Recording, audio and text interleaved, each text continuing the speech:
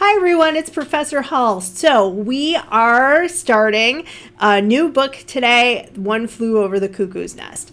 I think that this might be the most difficult book that we're reading, and not really in terms of language or style, because the language is quite conversational, but there are some darker themes in this book that we don't have in some of the other choices this semester. So I talk in one of my lectures about some of the more problematic parts of the book. There are some racist elements, there are some sexist elements.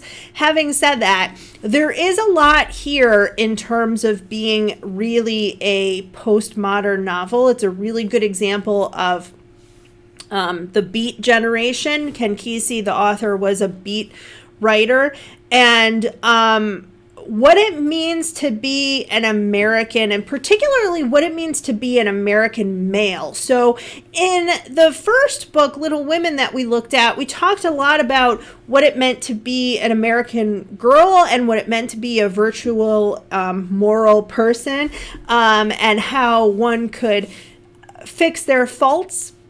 By this point in history, moving from the 1860s to the 1960s, right? So it's been 100 years. How have American values changed? And the idea still of individualism is there. The idea of hard work and virtue is really not. So virtue is sometimes seen as conformity. And the characters are trying, at least the main character, Randall McMurphy, is trying to kind of break free of these societal conventions, or representing people who want to break free. He's representing a free-spirited person, and he's extremely masculine. So there's a lot here to look at about comparing it to our previous books. We took a big jump, I know, from the last book to this book.